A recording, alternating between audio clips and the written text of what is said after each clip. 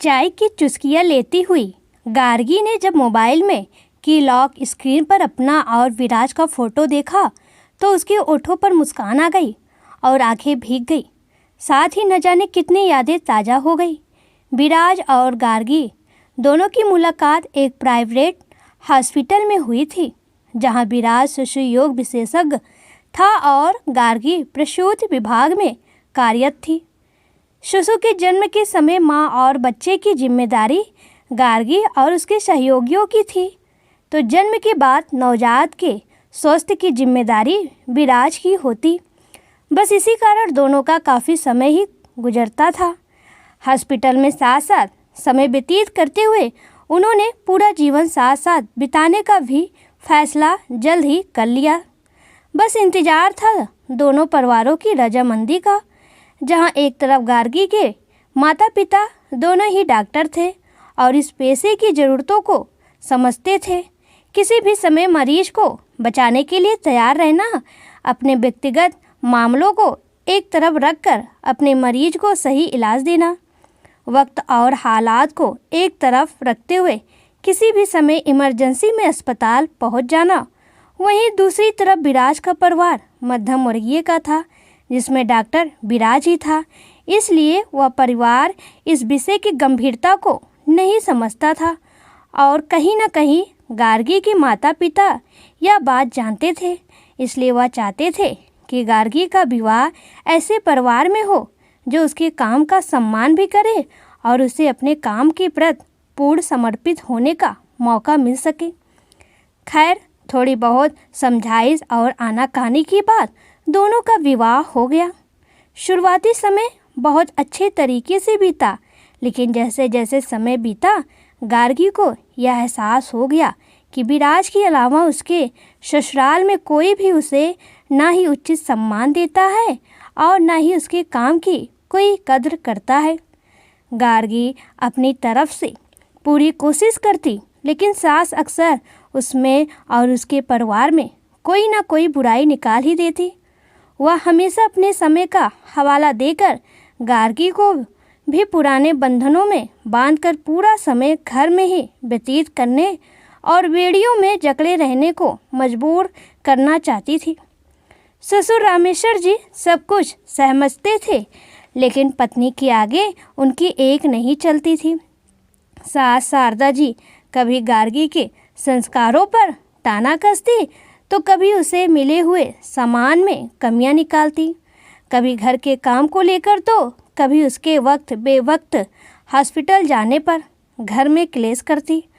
कुल मिलाकर गार्गी को परेशान करना उनके जीवन का लक्ष्य बन चुका था, क्योंकि उनके अनुसार ससुराल में जो परेशानियां उन्हें हुई है, उन परेशानियों से रूबरू होना गार्गी के लिए ज़रूरी था। लेकिन फिर भी गार्गी उन बातों पर ध्यान ना देकर अपने काम में ही व्यस्त रहती थी। एक दिन गार्गी और विराज हॉस्पिटल से साथ साथ वापस आ रहे थे कि अचानक उनकी कार एक बेकाबू ट्रक से टकरा गई। विराज के सर पर गहरी चोट आई थी और गार्गी को थोड़ी बहुत चोट आई थी। चोट लगते ही विराज बेहोश हो गया, लेकिन गार्गी होश में थी और सजग भी थी। उसने समझदारी दिखाते हुए फटाफट अपने अस्पताल फ़ोन किया और एम्बुलेंस का इंतज़ाम किया। अगले 10 मिनट के अंदर ही 2 डॉक्टरों के साथ एम्बुलेंस घटनास्थल पर पहुंच गई।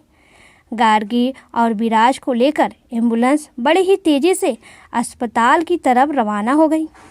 हालांकि गार्गी को भी चोट आई थी, लेकिन उसे यह लग रहा था कि वो ठीक है। लेकिन जैसे ही वह एम्बुलेंस में बैठी, थोड़ी देर बाद वो भी बेहोश हो गई। डॉक्टर ने दोनों का इलाज शुरू कर दिया। अस्पताल पहुंचते ही दोनों को इमरजेंसी में शिफ्ट कर दिया गया और इलाज शुरू किया गया। साथ ही साथ दोनों के परिवार वालों को भी सूचना दी गई।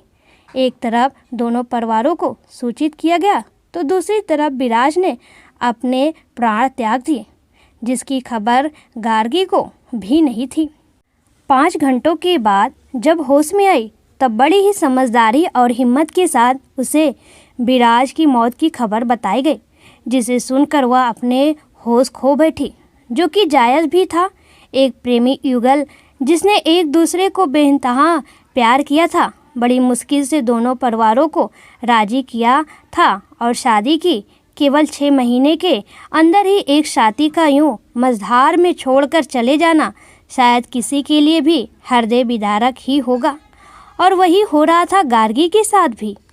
कहते हैं कि उगते हुए सूरज की रोशनी जीवन में नया प्रकाश कहलाती है, लेकिन अगली सुबह गार्गी के लिए और भी ज़्यादा दुखदाई होने वाले थे, क्योंकि फ़िलहाल वो अस्पताल में थी और उसे भी घाव भरने के लिए दवाइयाँ दी जा रही थी, जिसके चलते रात भर वह गहरी नींद में थी।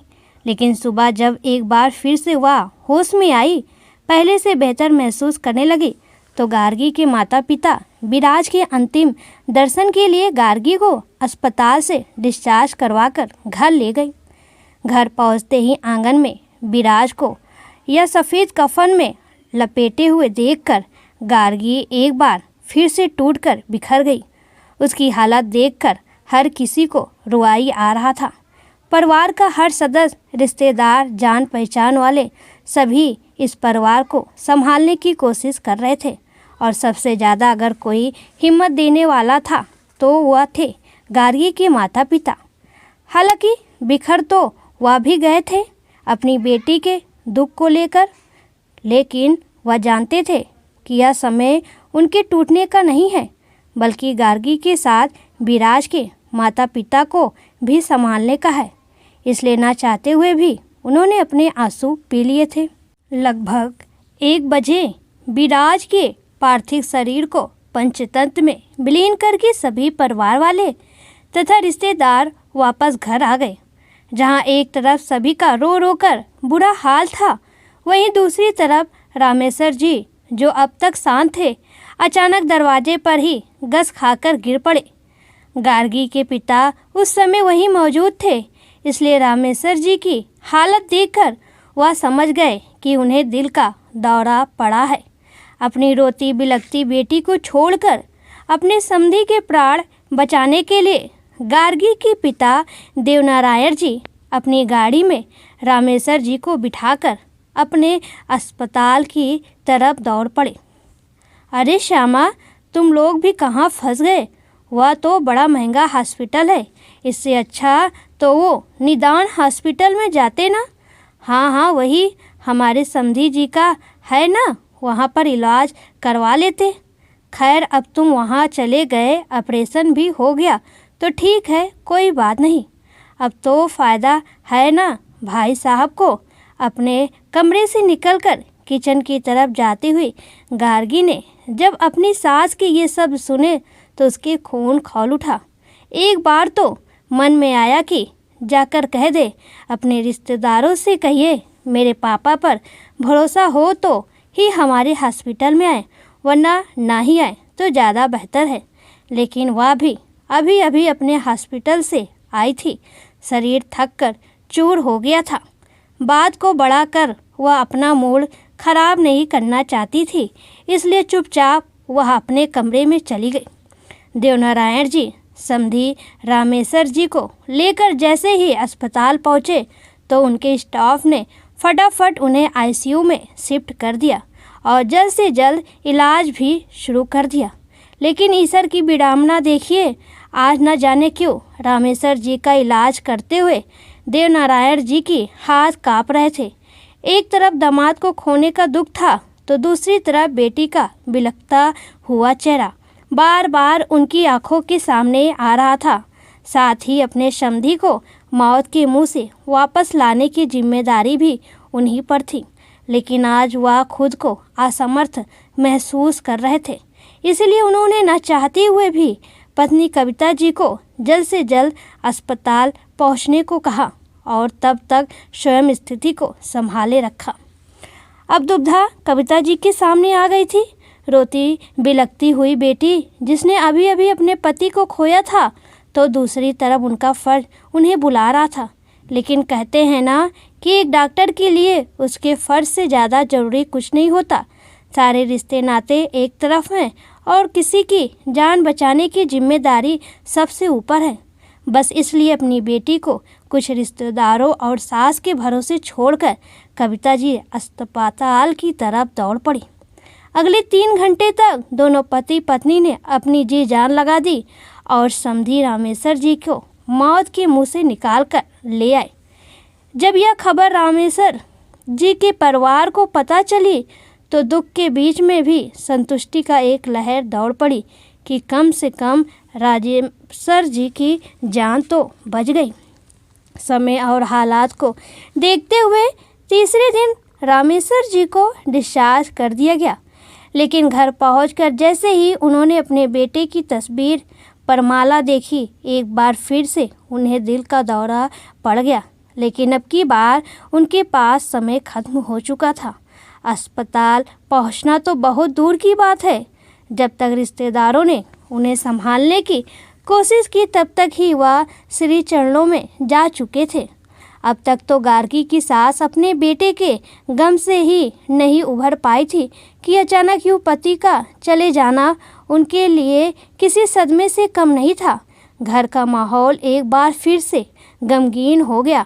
ऐसे में फिर से एक बार गार्गी के माता पिता ने सबको संभाला, सारे रीति रिवाज निभाए। गार्गी की सास सुध-बुध खोकर रोए जा रही थी, लेकिन केवल 4 दिन के अंदर ही अपने पति और बेटे को खोने के बाद भी गार्गी के प्रति उनके व्यवहार में कोई परिवर्तन नहीं आया था। उन्हें केवल अपना दुख दिखाई दे रहा था। गार्गी का दुख और तकलीफ उनके लिए कोई मायने नहीं रखता था। इसलिए मातम भरे इस माहौल में भी उन्होंने न जाने कितनी बार गार्गी को सबके सामने खरी खोटी सुना दी। वहीं दूसरी तरफ गार्गी सब कुछ सुनकर भी चुप थी, क्योंकि वह तो अपने ही गम में मरी जा रही थी। उसे तो इन सारे तानों का, उल्हानों का, किसी भी चीज़ का एहसास ही नहीं हो रहा था। कभी उसे अभागन कहा जाता तो कभी कुलच्छणी जो अपने पति और ससुर दोनों को खा गई, तो कभी उसे अपशकुनी कहा जाता। कविता जी और देवनारायण जी दोनों ही सब कुछ देख और सुन रहे थे, लेकिन वक्त और हालात की वजह से जवाब देना जरूरी नहीं समझते थे। उन्हें तो यही लग रहा था कि शायद समधन जी अपने होश में ही नहीं हैं, इसलिए ऐसी बातें कर रही हैं, क्योंकि वह नहीं जानते थे कि गार्गी की सास उसके साथ कैसा व्यवहार करती हैं। गार्गी ने कभी बताया भी नहीं था। वह तो हमेशा अपने ही काम में व्यस्त रहना चाहती थी और रहते भी थी, लेकिन आज गार्गी के प्रति उनका ऐसा व्यवहार देखकर कविता जी को भी बहुत बुरा लग रहा था। लेकिन वह जानती थी इस समय समधन जी को कुछ भी समझाना या कहना ठीक नहीं होगा। आखिर उन्होंने भी अपने सुहाग और कोख दोनों को ही उजड़ते देखा था, और वह भी केवल 4 दिनों के अंदर। इसलिए शांति बनाए रखना ही एकमात्र विकल्प था। अपने परिवार के 2 सदस्यों को खो देने के बाद उस घर में केवल सास बहू ही रह गई थी। नाते रिश्तेदार आते थे और चले जाते थे। कुछ रिश्तेदार और बुजुर्ग घर में रुके हुए थे। जैसे तैसे एक एक दिन पहाड़ की भांति कट रहा था। गांव से आए हुए विराट के चचेरे भाई सारी व्यवस्था संभाल रहे थे। 12वीं के दिन ब्राह्मणों को भोजन करवाकर तथा सारे कर्मकांड पूरे करवाकर सभी अपने अपने घर जाने के लिए रवाना हो गए थे। गांव से आए हुए विराज के ताऊ जी और ताई जी ने फिलहाल कुछ दिन यहीं पर रहने का फैसला लिया था, क्योंकि गार्गी और उसकी सास दोनों ही खुद को संभाल नहीं पा रही थी। ऐसे में उन्हें अकेला छोड़ना सही नहीं था। हालांकि गार्गी को उसके माता पिता अपने साथ लेकर जाना चाहते थे, क्योंकि वह जानते थे कि जिसके लिए गार्गी इस घर में आई थी वह जा चुका था, और सास गार्गी को अपने घर में अपनी आंखों के सामने बर्दाश्त नहीं कर पा रही थी। पिछले 12 दिनों में उन्होंने गार्गी को जाने कितने ही ताने दे दिए थे, जाने कितने ही इल्ज़ाम उस पर लगा दिए थे। मनूस और अपशकुनी जैसे नामों से उसे पुकारा था। ऐसे माहौल में रहना वह भी विराज के बिना गार्गी के लिए नामुमकिन था। वह तो अब तक विराज की जाने को भी स्वीकार नहीं कर पा रही थी। बस इसलिए गार्गी के पिता उसे अपने साथ लेकर जाना चाहते थे, लेकिन गार्गी के चले जाने से उनकी समधन अकेली रह जाती हैं। बस यही सोचकर वह भी कसमकस में फंस गए थे, क्योंकि जिस माँ ने अपना बेटा खोया था वह भी तो खुद को संभाल नहीं पा रही थी। फिर भी हिम्मत करके उन्होंने अपनी समधन से बात की। समधन जी, जो हो गया उसे टाला नहीं जा सकता था, लेकिन इस मुश्किल की घड़ी में हम आपके साथ हैं। फ़िलहाल रिवाज के हिसाब से हम गार्गी को कुछ दिन के लिए अपने साथ लेकर जाना चाहते हैं। उसे भी थोड़ा संभलने का समय और मौका मिल जाएगा। और समधन जी फ़िलहाल गांव वापस नहीं जा रहे हैं, तो आपको भी सहारा मिल जाएगा। फिर तो वैसे भी आपको और गार्गी को ही एक दूसरे को संभालना है। बस फ़िलहाल हम अपनी बच्ची को अपने साथ लेकर जाना चाहते हैं। हाथ जोड़कर देवनारायण जी ने अपनी समधन से कहा, थोड़े दिनों के लिए क्यों, हमेशा के लिए ही ले जाइए ना अपनी इस बेटी को। वैसे भी मेरे बेटे को तो यह खा ही गई है ना, अब क्या करेगी यहाँ आकर, इस घर में रहकर। मेरी छाती पर मूंग दलना चाहते हैं आप लोग। वैसे भी मेरे पति को मारकर आप लोगों ने बहुत अच्छे दुश्मनी निभाई है मुझसे। जान से मार दिया आप लोगों ने मेरे पति को, और आपकी बेटी ने मेरे बेटे को। अब और क्या चाहते हैं आप लोग मुझसे? मम्मी जी, यह क्या बकवास किए जा रही हैं आप? मेरे पापा ने अपने फ़र्ज के साथ कभी गद्दारी नहीं की है। उन्होंने पापा जी को बचाने की हर संभव कोशिश की होगी, यह जानती हूँ मैं। उन पर इल्ज़ाम लगाने से पहले सोच तो लीजिए कि आप किसे क्या बोल रही हैं। जो गार्गी सब कुछ बर्दाश्त करके भी चुप रहती थी, आज अचानक वह बोल पड़ी, क्योंकि आज प्रहार उस पर नहीं, उसके पिता पर, उसके पिता के सम्मान, फ़र्ज और जिम्मेदारियों के प्रति उनके समर्पण पर किया गया था। सही कह रही हूँ मैं? गार्गी, तुम्हारे मायके वालों ने हमसे दुश्मनी निकाली है, इसलिए तो तुम्हारे जैसी अपशगुनी बेटी हमें पकड़ा दी। तुमने मेरे बेटे को खा लिया और तुम्हारे डॉक्टर माँ बाप ने मेरे पति की जान ले ली। एक बार फिर से गार्गी के माता पिता पर आरोप लगाए जा रहे थे, जिसे सुनकर गार्गी का खून खौल उठाना चाहते हुए भी आज वो अपनी सास पर चीख पड़ी। मम्मी जी, अपनी हद में रहकर बात कीजिए। इल्ज़ाम पर इल्ज़ाम लगाए जा रही हैं। उन्होंने अपनी रोती बिलखती हुई बेटी को उसी हाल में छोड़ दिया था, और आपके पति की जान बचाने के लिए उन्हें अस्पताल लेकर दौड़ पड़े थे। लेकिन शायद पापा जी इकलौते बेटे को खोने का सदमा बर्दाश्त नहीं कर पाए, इसलिए दुनिया छोड़कर चले गए। लेकिन इसका मतलब यह नहीं है कि मेरे मम्मी पापा ने उन्हें बचाने का प्रयास नहीं किया। और रही बात मेरी, तो मैं जानती हूँ कि मैं आपको फूटी आँख नहीं सुहाती, क्योंकि मैं आपकी बेटी की पसंद थी, आपकी नहीं। और क्या कह रही थी आप कि यहाँ रहकर मैं आपकी छाती पर मूंग न दलूं? तो आज जो बदतमीजी आपने मेरे माता पिता के साथ की है ना, अब तो मैं इस घर में रहकर ज़िंदगी भर आपकी छाती पर मूंग दलूंगी। आपको लगता है ना कि अब तो मैं इस घर में रहकर आपकी छाती पर मूंग दलूंगी? मेरे कारण आपके बेटे की मौत हुई है तो ठीक है, अब जब आप मुझे देखेंगी ना, आपका वो दर्द उभर कर आएगा। यही आपकी सज़ा है। मैंने तो सोचा था कि मैं अपने घर चली जाऊंगी, क्योंकि मैं आपको पसंद ही नहीं, तो फिर साथ रहकर करेंगे क्या? और आपको तो वैसे भी गांव में ही रहना था, लेकिन अब नहीं, अब मैं इसी घर में रहूंगी अपने विराज की यादों के साथ। जानती हूँ कि हर पल मुझे आपकी नफ़रत का सामना करना पड़ेगा, लेकिन ये नफ़रत आपको हर पल अपने बेटे को खोने का दर्द का जो एहसास कराएगी ना, वही आपकी सज़ा है। इतना कहकर उस दिन गार्गी अपने कमरे में चली गई। माता पिता ने एक बार फिर से उसे घर चलने के लिए कहा, लेकिन वह अपनी जिद पर अड़ी हुई थी, और तब से लेकर आज तक वह अपनी सास के साथ उसी घर में रह रही है, अपने विराज की यादों के साथ। सास का व्यवहार गार्गी के प्रति थोड़ा बहुत बदल चुका है। अपने और अपने माता पिता के साथ हुए दुर्व्यवहार को गार्गी अब तक नहीं भूल पाई है।